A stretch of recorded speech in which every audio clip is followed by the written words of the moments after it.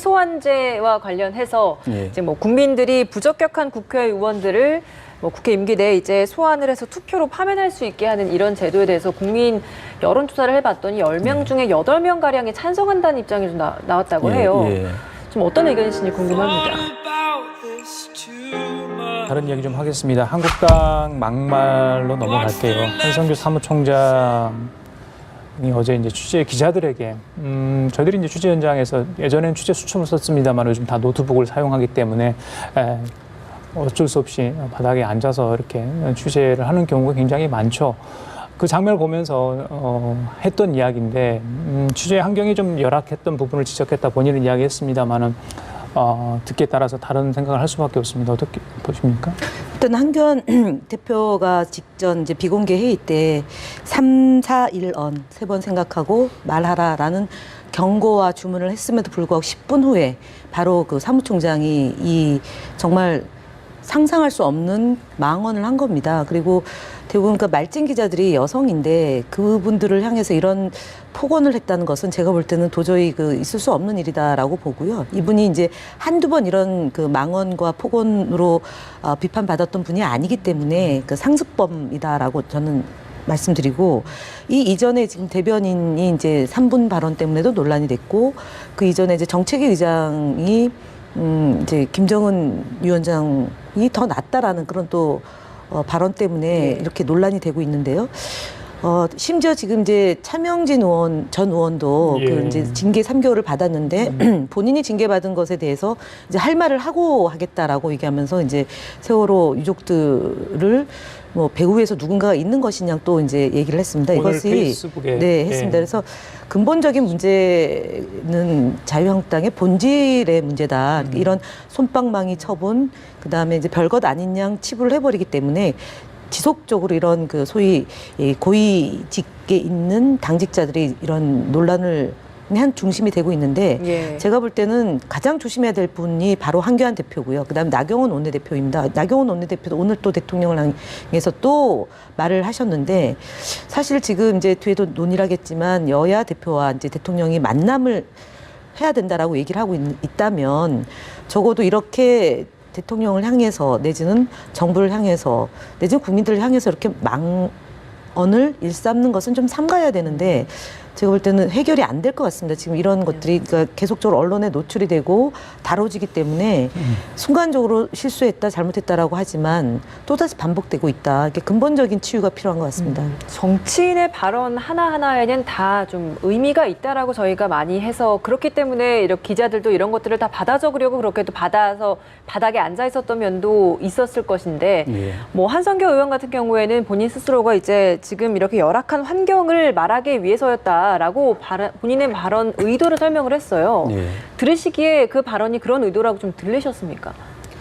이제 일반 국민들은 잘 모르는 저 장면입니다. 옛날에는 또 이제 수첩으로 받아졌기 때문에 서서 그랬는데 요즘은 거의 바닥에 앉아가지고 이제 받아치는데 취재진이 또 이동하면은 멀리 이동하면 서서 다시 이동하면 되는데 조금 이동할 때는 앉아서 이렇게 하다 보니까 그래서 저는 한성규 총장의 발언이 엄격하게 말하면 막말은 아닙니다.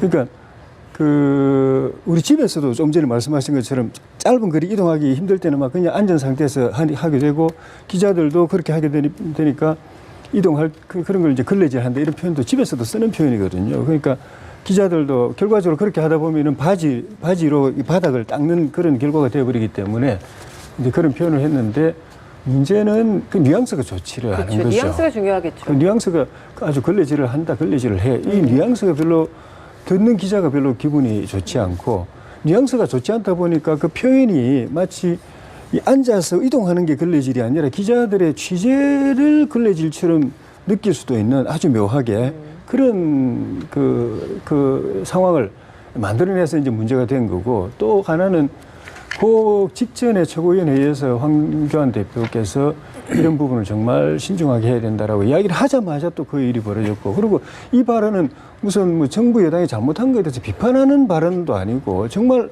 할 필요가 없는 이야기를 그냥 할 필요가 없는 이야기를 해서 이제 자초한 결과가 됐거든요. 그래서 정부 여당을 비판할 때도 어떻게 하는 것이 올바른 것인가에 대한 고민도 있어야 되고, 그 다음에 국정 현안과 관계없는 그냥 소소한 일상에서 그냥 발언이 자제 없이 툭툭 아무 의미 없이 쓸데없이 하지도 않아도 되는 발언이 툭툭 나와가지고 상대방 기분 나쁘게 하고 듣는 국민들 기분 나쁘게 해서 막말 논란을 자초하는 이런 걸 어떻게 건절할 것인가에 대해서 한국당 내에서 전 진지한 고민이 있어야 될 것 같습니다. 왜 이런 발언들이 한국당 내에서 계속 나오고 있다고 보십니까, 그럼?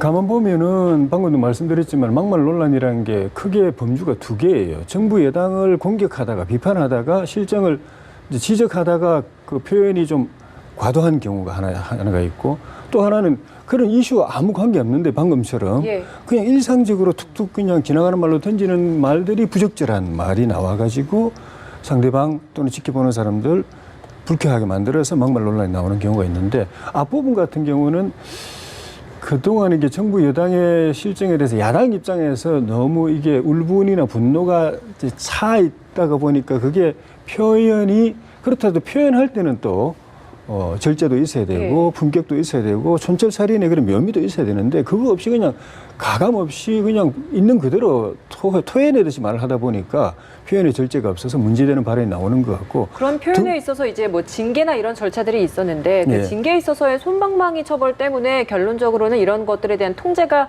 안 됐다라는 지적들이 있는 부분에 대해서는 좀 어떤 입장이십니까? 그런 지적도 있을 수가 있는데 황교안 대표나 한국당 지도부 입장에서 볼 때는 고민되는 지점이 또 있을 것 같아요. 왜냐하면은 좀 전에 이렇게 말씀드린 것처럼 실제로 막말이어서 그 문제가 되는 경우도 있지만은 그 민주당이나 다른 이제 반대 정당 쪽에서 한국당 입장에서 볼 때는 프레임을 그렇게 딱 잡아가지고 굳이 막말도 아닌 것도 막말의 범죄에 막 집어넣어가지고 야당을 공격하는 쪽으로 이걸 활용한다, 정쟁화한다, 이슈로 이용한다라는 이제 생각도 드니까 거기에 같이 말려 들어가가지고 당도 이 사람들이 막말했다고 바로 징계하기 시작하면은 이 앞으로 정부 여당을 정상적으로 비판해야 되는 국면에서도 제대로 말 못하는 것 아닌가, 정부 여당에 대한 비판 견제 기능이 약화되는 것 아닌가, 이런 고민도 당 지도부가 있는 것 같아요.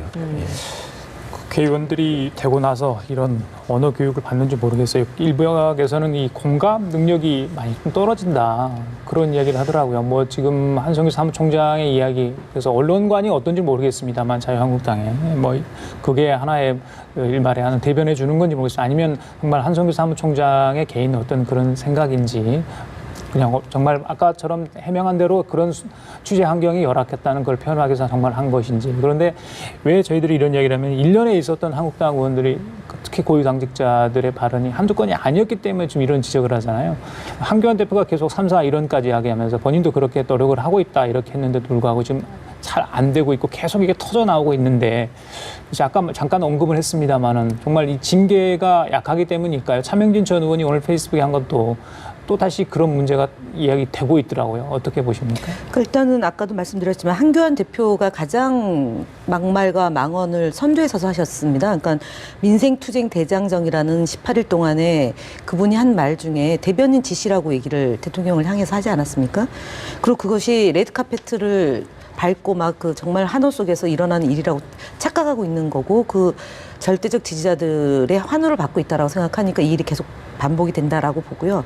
그다음에 나경원 원내대표는 땡깡이라는 표현을 썼습니다. 그러니까 일본 표현 아닙니까? 그런 표현을 그냥 버젓이 쓰고 있다. 이제 이 문제가 저는 근본 요인이고, 사무총장, 정책위 의장, 대변인, 그리고 원내대변인까지 보면은 1년에 한 20일 가까운 시기 안에 벌어졌던 그런 막말 퍼레이드가 사실은 저희가 볼 때도 감당하기 어려울 정도로 지금 쏟아져 나고 있고요. 그것이 언론에서 계속 조명이 되고 있어요. 그러면 그게 한국당의 저는 본질이라고 봅니다. 결집을 하는데 좀 도움이 그거랑 안 전혀 된다. 상관없는 거고요. 지금 사무총장, 정책위의장, 대변인, 소위 당의 최고의 선출직 당직자 외에 가장 중요한 역할을 하고 계신 분들이 연일 쏟아내고 있는 거거든요.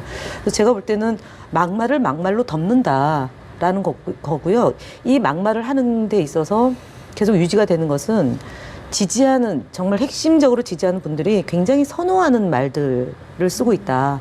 그래서 이분들이 지지에 도취되어 있지 않고서는 이런 일이 반복될 수 없다라고 저는 봅니다. 그래서 본질적으로요. 지금 자유한국당이 내년 총선을 앞두고 하는 것은 국회를 내팽개치고 장외투쟁을 하면서 정치 혐오증을 불러일으키고 그런 막말로 덮으면서 자신들의 그 강고한 지층들 결집하기 위한 하나의 수단인데 제가 볼 때 별로 이렇게 그 중도 확장력이 없는 이 일을 계속하고 있는데 이거는 지금 현재 진행되고 있는 이 일이 쉽게 수그러들지 않을 거다라고 저는 봅니다. 예.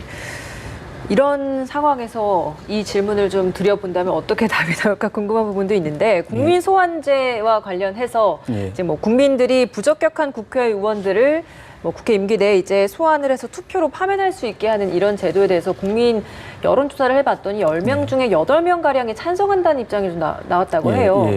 좀 어떤 의견이신지 궁금합니다. 그건 오래됐습니다. 국민 소환제 국민들 찬성한 거는 오래됐고요. 또 국민들이 자기 손으로 뽑아놓고 그 뽑은 국회의원들을 비판하고 심지어 저주하는 경우 이 풍습도 오래됐습니다. 그래서 그 국회가 또는 정치권이 워낙 잘 못하고 있기 때문에 그리고 이제 국민들이 뽑는 입장에서 그런 사람만 내놓으니까 선거를 보이콧은 할 수는 없으니까 어차피 뽑긴 뽑아야 되니까 차악을 뽑는 선거가 되어버린 것도 뭐 국민 탓만 할 수는 없는 유권자 탓을 할 수 없는 그런 측면도 있는데 문제는 이게 그 국민 소환을 제대로 그럼 도입을 할 거냐 하는 측면에서 현실적으로 문제가 많이 되는 게 말은 그동안에 많이 있었고 국민 찬성이 높았음에도 불구하고 제도화가 안 됐던 이유가 여러 가지가 있는데 일단 이 제도가 도입되면은 그 선거가 4년 내내 계속됩니다. 원래 선거란 건 한 번에 유권자의 정치적 의사 결론을 내려가지고 그 이후 4년 동안에 일을 하도록 하는 것인데 선거 끝나자마자 떨어진 쪽에서는 이걸 가지고 자료를 수집해가지고 또 자기 쪽 사람들을 결집해가지고 4년 내내 그 4년 임기 못 채우고 내려오도록 만드는 작업을 하기 때문에 반드시 할 거기 때문에 그 당선된 의원은 4년 동안 이 의정 활동에 집중할 수가 없습니다. 오히려 더 이런 제도가 일에 더 집중할 그 당 안에서 그 지역 안에서도 계속 정치적으로 지역 주민들이 계속 선거 때야 분열된다 하더라도 끝나면 봉합이 돼야 되는데 4년 동안에 일에 집중해야 되는데 4년 내내 이제 분열되게 돼 있고 그다음에 그게 나서는 사람들은 일반 국민이라기보다는 결국은 정치권 주변 사람들, 이 후보 지지자들, 저 후보 지지자들끼리 서로 싸우게 되는 것입니다. 그리고 만약에 그게 성공해가지고 파면이 되면은 파면되는 건 속 시원하겠죠. 뭐 그다음 바로 시절 뽑아야 되지 않습니까? 재선거, 보궐선거를 해야 돼요. 근데 매번 선거를 하니까 국력 낭비고 주민들이 분열되고 했기 때문에 지금 선거법을 바뀌어가지고 원래는 한 해에 4월에 10월에 2번 보궐선거, 재선거 하게 되어 있는 걸 갖다가 줄였지 않습니까? 10월 걸 없애고 4월로 통일한 것도 선거가 너무 많다. 그것 때문에 주민 분열, 국민 분열, 국력 낭비가 너무 많다 해서 줄였는데 이렇게 되면은 전 선거구에서 이런 일이 벌어질 텐데 그러면 매해 1년 4년 내내 선거를 해야 되는데 감당이 안 되는 제가 볼 효율성 때는 측면에서 국민 소환제에 대한 그 정확한 취지나 내용을 지금 말씀을 안 하시고 그냥 느낌과 감정인 것 같은데요. 국민 소환제를 법안을 제출해 놓은 것은 뭐냐면은 선출직 공직자가 법을 위반하거나 부당행위를 했을 경우에 유권자의 15%의 그런 발의를 통해서 이제 국민 소환제를 적용하자라는 겁니다. 지금 국민이 직접 물을 수 있는 방법이 없습니다. 그러니까 예를 들어서 그러니까 1심, 2심이 이제 유죄가 확정이 됐는데 대법원까지 가면 2년 동안 감옥에 가 있는 국회의원이면 이 지역은 거의 그 국민들을 대표하는 그런 대표자가 없는 겁니다. 이런 문제를 그러니까 만회하기 위해서 이제 국민 소환제를 얘기한 거고요. 지금 실제로 1월달, 2월달 개점 휴업이었습니다. 3월달에 비쟁점 법안 딱 한 번 열었습니다. 4월, 5월 놀았습니다. 이 국회의원들이 지금 여야가 싸잡아서 욕먹고 있는 부분 중에 하나가 있지만 결국은 야당의 난장판 국회 선진화법을 위반하고 불법행위를 해서 국회 문을 닫고 지금 그 법안을 원천 무효하고 사과하라는 거 아닙니까? 그리고 추경 예산안을 처리하지 않겠다는 거고요. 추경 예산을 처리를 해야죠. 경제가 이렇게 어렵다고 눈만 뜨면 얘기하는 게 경제가 IMF보다 힘들다고 얘기하는데 왜 안 합니까? 저는 이거는 혹세무민하고 있다, 자유한국당이. 그래서 결국은 국민 소환제를 국민들이 왜 78%가 찬성하느냐에 대해서 반면교사를 해야 되고 지금 이것이 현재 20대 국회를 보고 있는 국민들의 시각이다. 알겠습니다. 네, 그렇게 봅니다. 이 대목에 왜 이런 여론조사를 했는지 그런 이유가 있겠죠. 다른 이슈 좀 할게요. 유시민 노무현재단 이사장, 홍준표 전 자유한국당 대표가 어제 유튜브상에서 토론 배틀을 했습니다. 10시에 이제 각 그 유튜브 채널에서 이야기를 통해서 방영이 됐었죠. 10가지 쟁점을 놓고 뭐 여러 가지 이야기를 한 것 같아요. 뭐 좀 재밌는 부분도 있었고 약간 신경전도 벌이는 부분도 있었는데 어떻게 보셨어요? 내용과 형식 면에서는 어떻게 좀 평가를 할 수 있겠습니까? 일단은 경제 문제에 대해서 굉장히 이제 길게 얘기하고 북한 문제와 이제 북핵 문제에 대해서 얘기하고 댓글 뭐 검찰에 조사받았던 홍준표 전 대표의 그런 입장 그리고 이제 대선에 출마할 거냐 유시민 이사장에 대한 것, 그다음에 문재인 대통령, 문재인 대통령에 대한 평가, 그다음에 전직 대통령이 왜 불행할 수밖에 없는지에 대한 다양한 주제가 있었는데 제가 느낀 거는 경제 문제와 관련해서는 KO패 당했다 홍준표 대표가 전 대표가 왜냐면은 시장에 가보세요. 못 살겠다고 합니다. 근데 그게 지금의 문제입니까? 경제 문제가 이러이러한 사정이 있었고 이런 문제를 해결하기 위해서 지금 소득주도 성장을 하고 있는 것 아닙니까? 라고 얘기하는 유시민 이사장의 논법, 그러니까 경제학자로서의 논법과 정치적 논법에서 그러니까 저는 홍준표 전 대표가 사실은 KO패다라고 보고요. 다만 이제 서로가 칭찬한 것은 유해졌다. 그리고 모서리를 다듬으면 홍준표 전 대표가 굉장히 좋다라는 얘기를 하고요.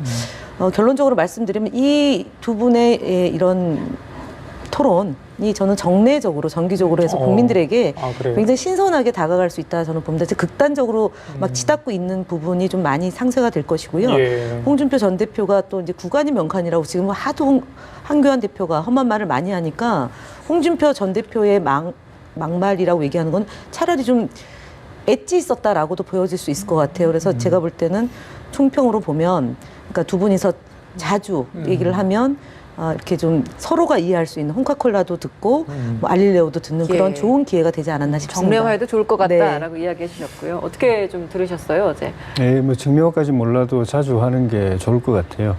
두 분 다 우리가 다 아는 것처럼 정치권의 이 대표적인 입담 좋은 분이고 또 여야의 잠재적인 유력 주자들이고 또 이게 그 화법이 어렵지 않고 서민적이고 평이한 그 용어로 소통을 잘하는 그런 분들끼리 이제 만나가지고 비교적 또 허심탄회한 이야기를 많이 한 것 같습니다. 근데 양쪽 다 자기 정책 입장이 분명하기 때문에 대체로 이제 이슈마다 좀 평행선을 많이 그었지만 또 합치되는 부분도 있었고 뭐 이렇게 어렵지 않게 합치되는 부분은 황교안 대표에 대한 평가, 홍준표 대표는 앞으로 당내 경선에서 이제 경쟁 관계고 유시민 이사장은 본선에 나오게 될 경우에는 또 이제 또 본선에 경쟁자에서 그런지 모르겠는데 황교안 대표에 대한 평가는 두 분 다 좀 부정적이었던 것 같고 어쨌든 뭐 각자 주장이 평행선을 긋고 하지만은 또 지금 전국 구도가 워낙 또 정치 민심이 극단적으로 양극화되고 있고 서로 이렇게 가파르게 대립하고 있는 구도이기 때문에 또 서로 자기 말만 하지 상대방 이야기 듣지도 않고 대화하지도 않고 하기 때문에 나라가 어렵고 정치가 걱정인데 이럴 때 이제 만나가지고 이야기하다 보면은 일단 상대방 이야기 듣는 것만 해도 의미가 있고 뭐 계속 듣다 보면 그리고 이제 그걸 밖에서 이야기할 때는 핏대 씌워가지고 막 그냥 살벌하게 이야기하는데 얼굴 마주 보면서 이야기할 때는 부드럽게 이야기할 수 있으니까 아주 어려운 이슈라도 그런 점에서 정치를 좀 더 순화하고 양극단의 대립구도를 좀 더 완화하는데 이런 이벤트가 도움이 될 것 같습니다.